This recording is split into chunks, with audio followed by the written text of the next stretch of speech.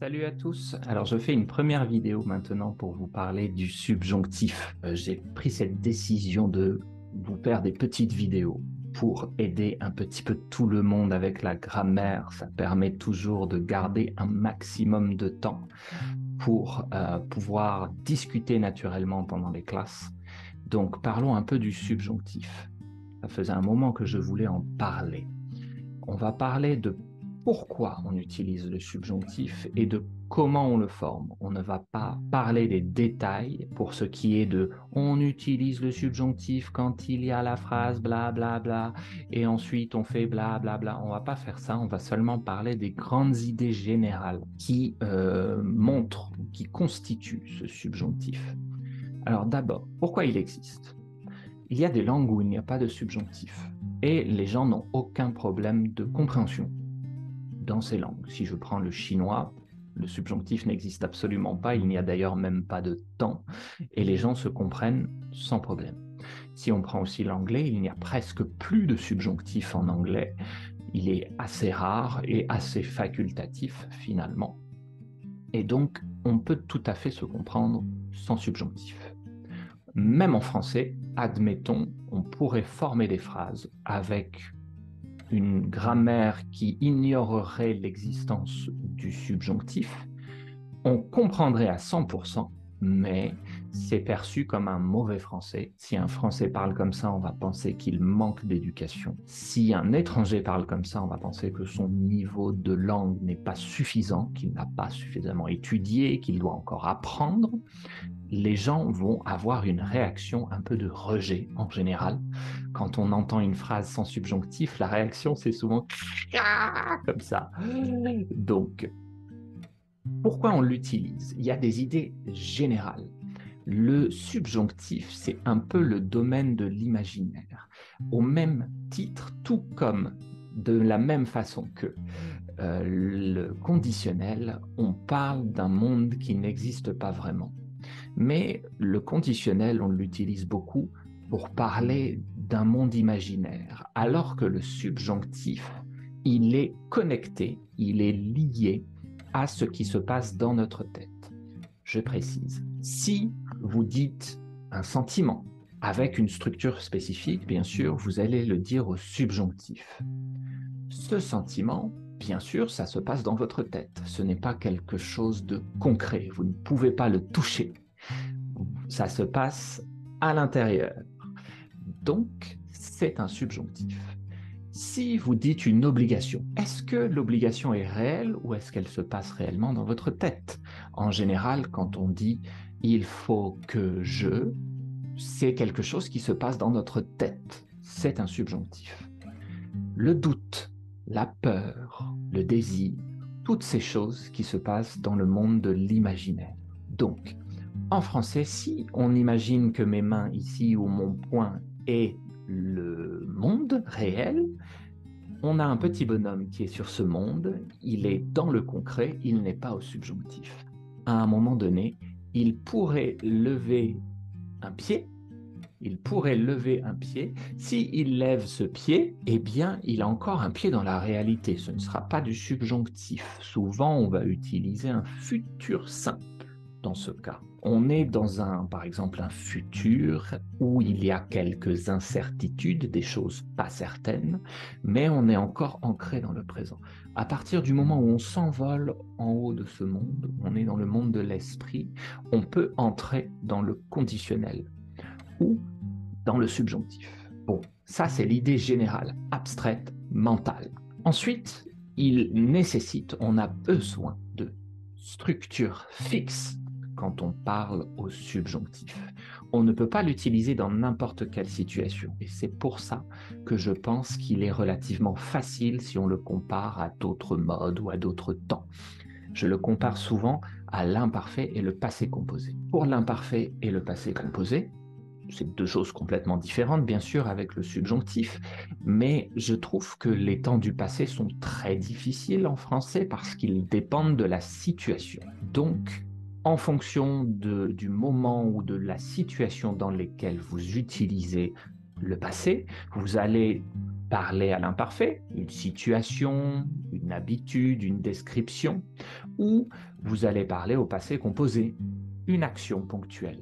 Ça va dépendre totalement de votre situation. Le subjonctif, c'est un mode complètement stupide, dans le sens où si vous apprenez les structures, si vous apprenez les phrases, si vous apprenez la conjugaison, il n'y a rien d'autre à savoir. Tout va fonctionner.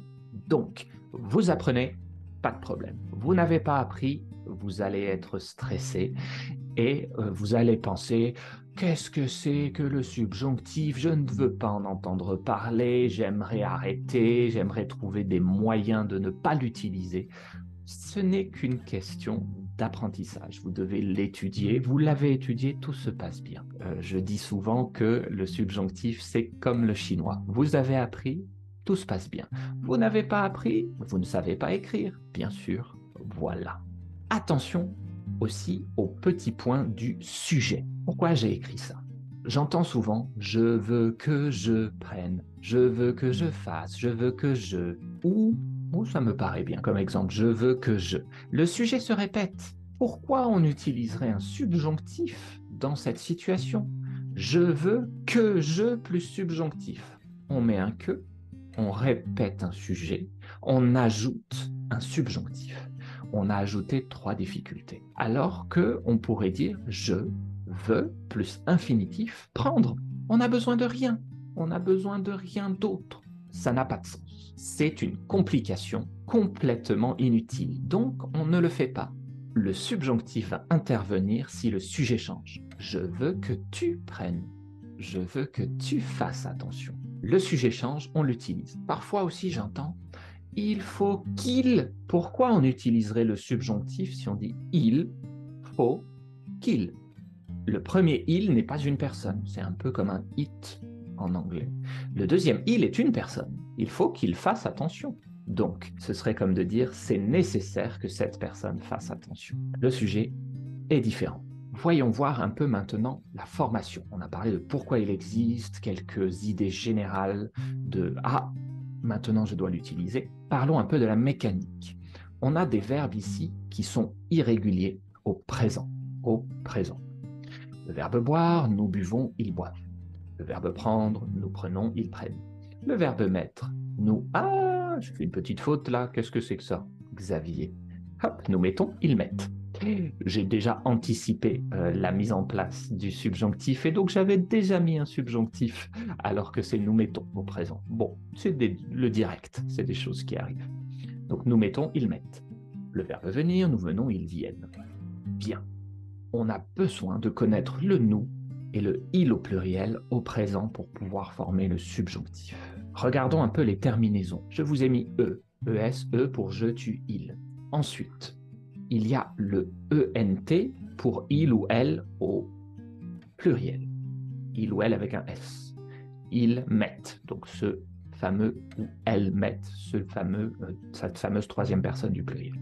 Je les ai mis en bleu. Ensuite, nous avons ion et ié. IONS, IEZ. C'est comme l'imparfait pour cela. Si vous vous souvenez bien, pour l'imparfait, on dit nous mettons, et ça se transforme en je mettais AIS, tu mettais AIS, il mettait AIT. Donc on prend nous au présent et on change la fin ensuite. Bien. Donc, au subjonctif, nous buvons, ici en rouge, il devient que nous buvions, puisque c'est la terminaison du subjonctif. Et ça devient que vous buviez, qui est la terminaison aussi du subjonctif. Pour tous les autres, on doit regarder il au pluriel ou elle au pluriel, si vous voulez, au présent. Le subjonctif fonctionne un peu comme l'imparfait, sauf que pour l'imparfait, on va toujours dire nous au présent et tout changer. Je mettais, tu mettais, il mettait, nous mettions, vous mettiez, il mettait. Mais pour le subjonctif, on a 2 formations différentes, 2 systèmes qui changent, 2 systèmes différents. Pour nous et vous, pour nous et vous, on regarde le rouge. Pour les autres, on regarde le bleu. Donc, ils boivent ou elles boivent, ça devient que je boive, que tu boives, qu'ils boivent ou même qu'ils boivent ou qu'elles boivent au pluriel, donc qui ne change pas pour le coup. Ça, c'est important. On a une technique orale simple. Souvent, on réfléchit à comment on forme, comment on écrit, quelle est la terminaison, comment je fais pour prononcer, parce qu'on a toute cette conjugaison et cette écriture, assez peu logique par moment, comme toujours en français, dans la tête, et on réfléchit comment je vais dire ça. Mais il y a une méthode très simple. La majorité du temps, on parle pas en rouge. On ne parle pas en rouge la majorité du temps. On utilise assez rarement nous et vous, même si ça existe. La majorité du temps, on parle en bleu. Je, tu, il ou elle au pluriel, c'est la majorité des pronoms que nous utilisons ou qu'on utilise.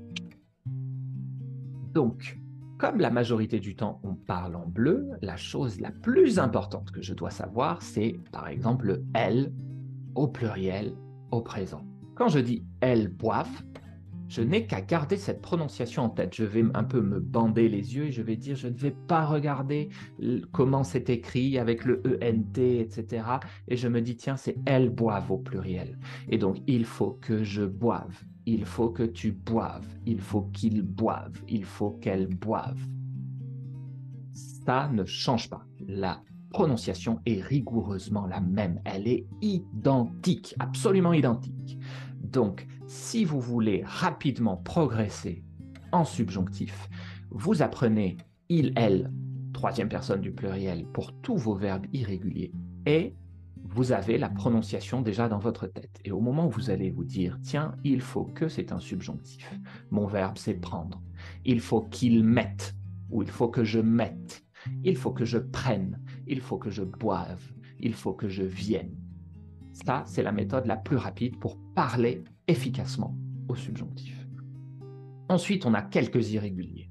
Pour les irréguliers, rien de spécial. On en a 7 qui sont assez généraux. Les 6 premiers, le verbe vouloir est un peu moins utilisé, même si c'est possible. Les 6 premiers, que vous pouvez voir ici, les 3 ici et les 3 ici, sont les plus utilisés. Donc, vous avez 6 irréguliers à apprendre. Je pense que vous n'allez pas mourir de fatigue. Tout va bien se passer. Donc, être, que je sois, que tu sois, qu'il soit, que nous soyons, que vous soyez, qu'il soit. J'ai changé la couleur pour avoir et aller. Pourquoi?